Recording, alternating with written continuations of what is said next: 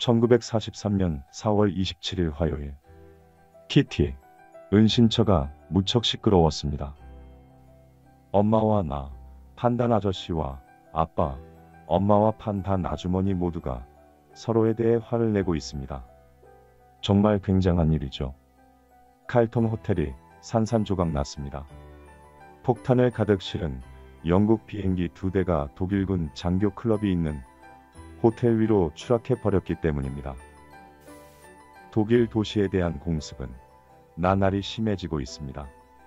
하루도 조용한 날이 없습니다. 그 덕분에 나는 잠이 부족해서 눈 아래가 까매졌습니다. 음식도 형편없습니다.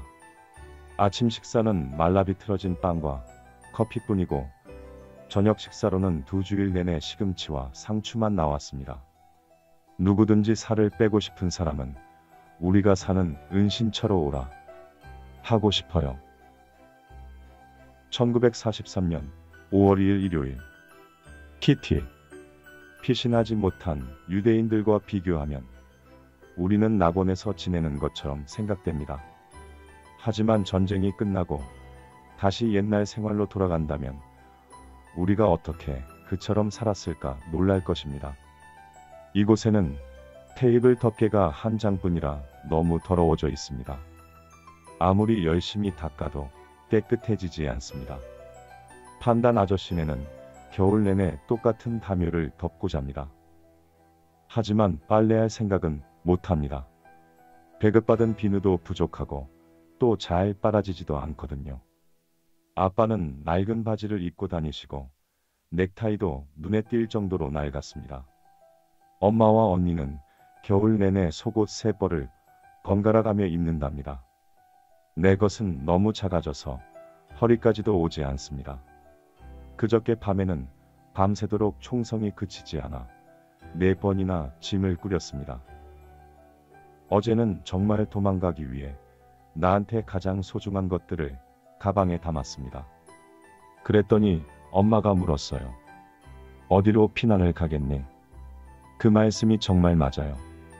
네덜란드는 지금 파업으로 온 나라가 난리랍니다. 계엄이 선포되었고 버터 배급권도 줄었습니다. 정말 못된 독일 놈들이에요. 1943년 5월 18일 화요일. 키티, 나는 영국 비행기와 독일 비행기가 무섭게 싸우는 것을 보았습니다. 불행하게도 영국 비행기에 불이 붙어 비행사 몇 명이 낙하산을 타고 뛰어내렸습니다. 그런데 우유 배달부가 길가에 앉아있는 캐나다 군인 4명을 보았답니다. 그중 한 명이 네덜란드 말을 할 줄 알아서 우유 배달부에게 담뱃불을 빌려달라고 하더랍니다. 비행기에는 원래 6명이 탔었는데 조종사는 불타 죽고 나머지 1명은 어디론가 숨었다고 했답니다. 그런데 독일 경찰이 와서 4사람을 연행해 갔답니다. 날씨는 많이 따뜻해졌지만 채소 껍질과 쓰레기를 태우기 위해 이틀에 한 번씩 불을 피워야 합니다. 창고 사람들 때문에 쓰레기통에 쓰레기를 버려서는 안 됩니다. 잘못하면 금방 들통날 테니까요. 어제 저녁에는 대포 소리가 너무 심하게 들려 엄마가 창문을 닫았습니다. 나는 아빠의 침대로 달려갔습니다. 갑자기 판단 아주머니가 생쥐한테 물리기라도 한 듯이 침대에서 뛰어내리는 소리가 들렸습니다. 곧이어 꽝 소리가 났습니다. 나는 내 침대 옆에 폭탄이 떨어진 줄 알았습니다. 어서 불을 켜요, 아빠. 내가 소리치자 아빠가 전등 스위치를 올렸습니다. 나는 금방 방 안에 불이 날 것이라고 생각했지만 아무 일도 일어나지 않았답니다. 1943년 6월 13일 일요일. 키티, 아빠가 내 생일 선물로 지어주신 시가 너무 좋아서 자랑하지 않고는 베길 수가 없습니다. 아빠는 가끔씩 독일어로 시를 쓰는데 언니가 번역을 해주었습니다. 아빠의 시는 지난 1년 동안의 일을 되돌아보고 나서 다음과 같이 이어졌습니다. 여기서 넌 제일 어리지만 더 이상 어린아이가 아니다. 인생이란 냉엄한 것, 주변 어른들의 잔소리에 귀가 따가울 것이다. 우리는 경험을 했으니까 우리에게 배워라. 우리는 옛날부터 해오던 일이어서 잘 알고 있단다. 나이 든 사람들은 너보다 현명하니 명심하여라. 그런 조언들은 세상이 시작된 이후 계속되어 온 진리란다. 내 잘못은 조그맣게 보이는 법. 남의 허물은 비판하기 쉽고 더욱 크게 보이지. 제발 부모의 말을 참고 견뎌라. 우리는 너를 공정하게 판단하고 동정할 테니 결점을 지적받으면 쓴 약을 삼키는 것 같아도 참아주렴. 평화롭게 지내려면 그렇게 해야 한다. 시간이 지나면 이런 고통도 끝이 나겠지. 너는 하루 종일 책을 읽거나 공부를 한다. 누가 과연 이런 생활을 해왔겠니? 그래도 넌 지치지 않고 우리에게 신선한 바람을 몰고 온다. 내 불평은 단지 이런 것들이다. 난 속옷이 없어요. 옷들이 모두 작아요. 신발을 신으려면 발가락을 잘라야 할 지경이에요. 난 너무너무 슬퍼요. 그 밖에도 음식에 관한 이야기가 조금 있는데 언니가 번역을 못해서 뺐습니다. 멋진 선물이죠. 다른 사람들한테도 축하를 받고 선물도 받았습니다. 그 중에는 내가 좋아하는 아주 두꺼운 그리스 로마 신화 책도 있었습니다. 난 사탕이 없다고 불평할 수가 없답니다. 모두 아끼던 것들을 주었거든요. 은신처의 막내로서 난 너무 후한 대접을 받았습니다. 1943년 6월 15일 화요일. 키티. 많은 일들이 있었습니다. 그런데 너는 가끔 당신이 재미있지도 않은 나의 넋두리에 따분해져 이젠 편지를 반가워하지 않을 것이라고 생각할 때가 있습니다. 그래서 간단한 소식만 전하겠습니다.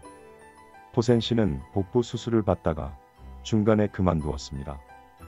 배를 열어보니 뜻밖에도 암세포가 너무 많이 번져 있어 어떻게 할 수 없었답니다.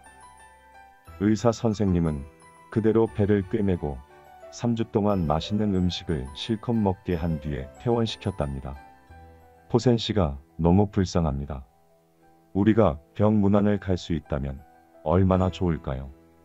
지금까지는 친절한 포센 씨가 세상 돌아가는 이야기며 창고 이야기를 들려주었는데 앞으로는 누가 그런 이야기를 우리에게 해줄까요? 포센 씨는 우리에게 큰 힘이 되어 주셨습니다. 모두 포센 씨의 일을 안타깝게 생각하고 있습니다. 1943년 7월 11일 일요일. 키티.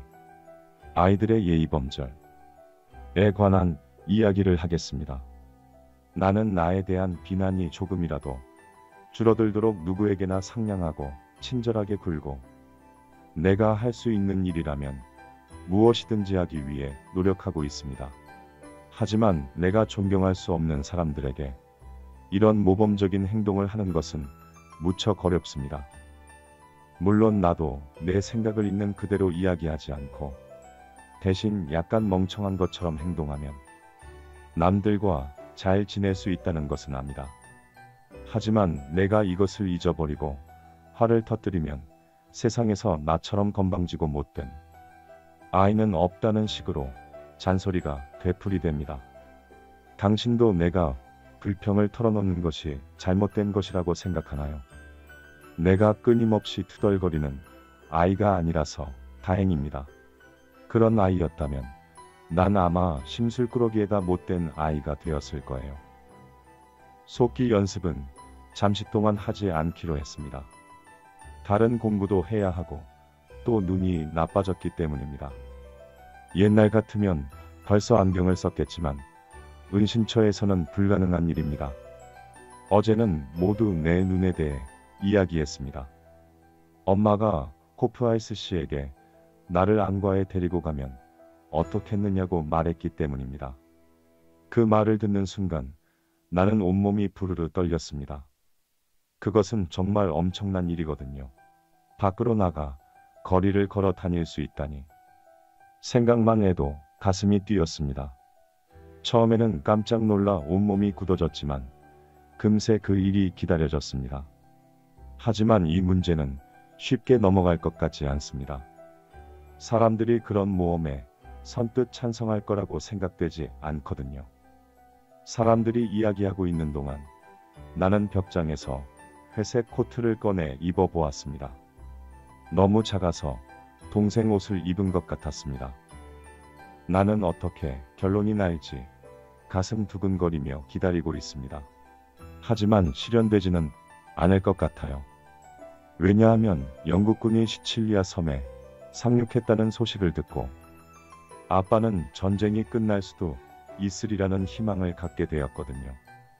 엘리가 나와 언니한테 이것저것 사무실 일을 맡겼습니다. 우리는 왠지 기분이 으쓱해졌고 엘리도 기뻐했습니다. 미프 아주머니는 집마차를 끄는 당나귀처럼 아주 바쁘게 돌아다닌답니다. 거에 매일 채소나 다른 것들을 사서 자구에 담아 자전거로 실어옵니다. 토요일에는 책도 가지고 오기 때문에 모두 그 날을 손꼽아 기다린답니다. 마치 선물을 받는 어린아이와 같은 기분이에요.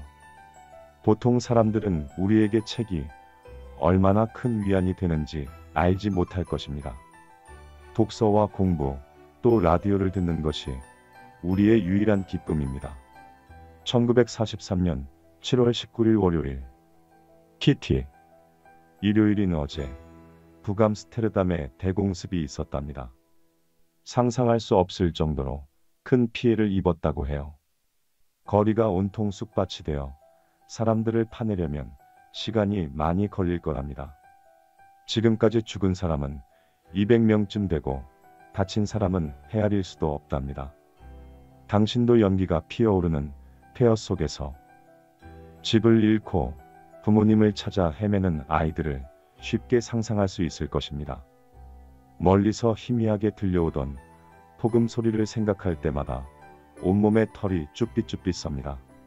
우리의 종말이 가까이 왔다는 것을 말하는 것이니까요. 1943년 7월 23일 금요일. 키티. 우리가 다시 밖으로 나갈 수 있게 되었을 때 제일 먼저 무엇을 하고 싶은지 궁금하지 않으세요? 오늘은 그 이야기를 하겠습니다.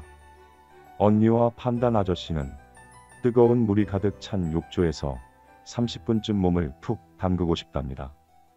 판단 아주머니는 크림 과자를 먹고 싶다고 하시고 듀셀 아저씨는 부인을 만날 일만 생각합니다. 엄마는 커피 한 잔을 마셨으면 좋겠다 하시고 아빠는 포센시 병문안을 가시겠답니다. 페터는 시내에 가서 영화를 보고 싶어 해요. 나는 무엇부터 해야 할지를 모르겠습니다. 무엇보다 우리 집으로 가서 마음껏 뛰어놀고 학교도 가야겠지요. 1943년 7월 26일 월요일. 키티. 어제는 정말 엄청난 소동이 벌어졌습니다. 모두들 아직까지도 흥분을 가라앉히지 못하고 있습니다. 하루도 조용하게 지나가는 날이 없군요. 라고 당신이 말할지 모르겠군요. 첫 번째 경계경보는 우리가 아침 식사를 할 때 울렸습니다. 모두 조금도 신경 쓰지 않았습니다. 그것은 비행기들이 이 해안을 지나간다는 소리나 마찬가지였거든요. 아침 식사 후 나는 머리가 아파서 1시간 정도 누워 있다가 2시쯤 아래층으로 내려갔습니다. 언니는 2시 30분에 사무실 일을 끝냈지만 사무용품을 치우기도 전에 공습 사이렌이 울렸습니다. 우리는 서둘러 3층으로 올라갔습니다. 우리가 올라가고 5분도 되지 않아 폭격이 시작되었으니 시간은 잘 맞춘 셈이지요. 너무 무서워서 우리는 복도로 도망쳤습니다. 집이 금방이라도 무너질 듯 흔들리고 폭탄이 요란하게 터지기 시작했습니다. 나는 내 피난 보따리를 꼭 끌어안았습니다. 도망가겠다는 생각보다는 무엇에라도 매달리고 싶었답니다. 그리고 더 이상 갈 데도 없는 걸요. 어쩔 수 없이 이곳에서 도망쳐야 할 상황이 벌어진다고 해도 위험하기는 어디나 마찬가지일 것입니다. 30분쯤 후에 공습이 그치자 이번에는 밖이 아니라 집안이 수선스러워졌습니다. 패턴은 지붕 및 망을 보는 곳에서 내려왔고, 듀셀 아저씨는 큰 사무실로, 판단 아주머니는 전용 사무실이 더 안전할 거라며 그쪽으로 가셨습니다. 판단 아저씨는 지붕 밑에서 계속 망을 보았습니다.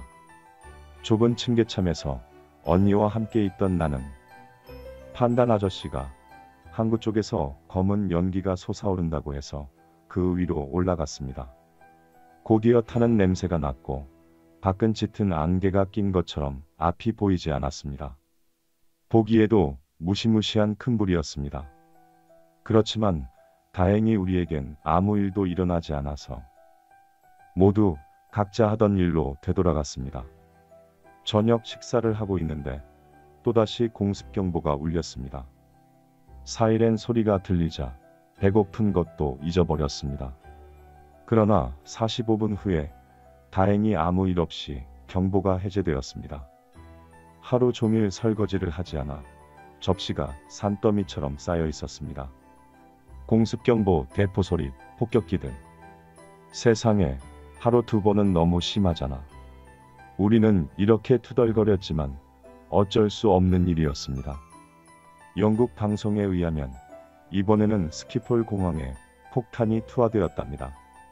비행기가 급강하했다가 돌아가면 요란한 소리가 나는데 그것은 너무나도 소름이 끼칩니다. 그럴 때마다 나는 생각합니다. 지금 비행기 한 대가 떨어지고 있다. 우리 머리 위로 떨어진다.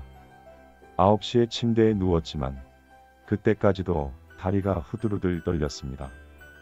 12시쯤 비행기 소리에 놀라서 잠이 깼습니다. 듀셀 아저씨가 옷을 벗고 있었지만 눈에 들어오지도 않았습니다.